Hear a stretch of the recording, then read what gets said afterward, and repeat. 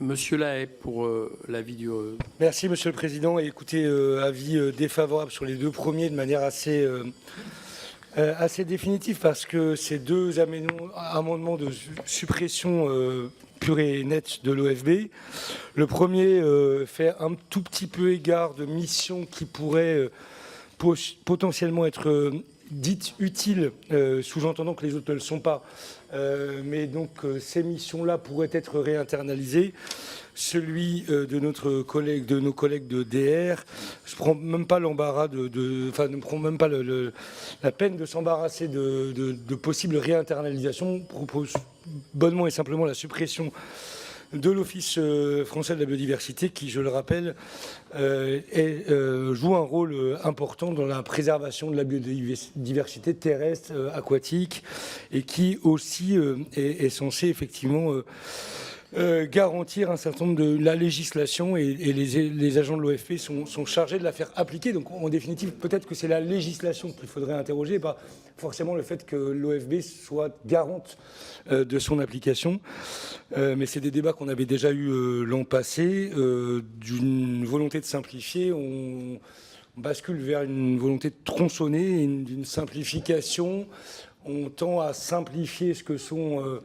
à outrance que sont les missions de l'OFB en les assimilant à celles de la gendarmerie. Je crois que ce n'est pas très sérieux. Et donc nous défendrons le maintien des crédits, voire leur augmentation, de sorte que l'OFB puisse mieux faire son travail qu'elle ne peut le faire aujourd'hui. Et sur les deux autres amendements, c'est un avis favorable que je donnerai aux deux amendements proposés par mes collègues. Bon, moi, je n'interviendrai pas outre mesure sur ces demandes de baisse de budget d'opérateurs.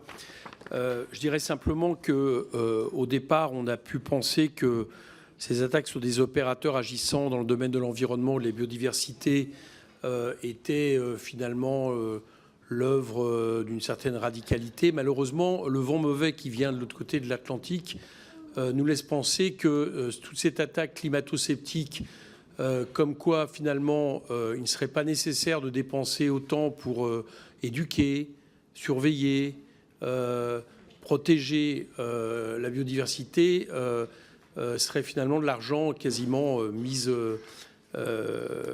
jeté par les fenêtres. Bon, je rappelle, je l'ai dit tout à l'heure, mais je rappelle que le budget de l'environnement, tout compris, baisse si on met de côté les taxes sur la question de l'énergie renouvelable, alors même qu'on devrait augmenter ce budget de plusieurs dizaines de milliards si on voulait respecter les accords de Paris, et c'est vrai aussi la biodiversité.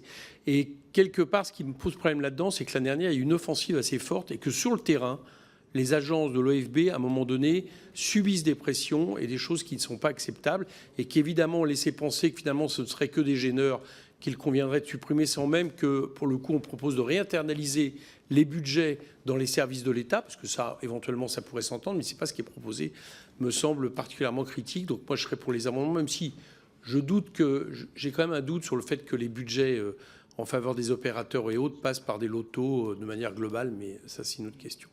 Monsieur Labaronne.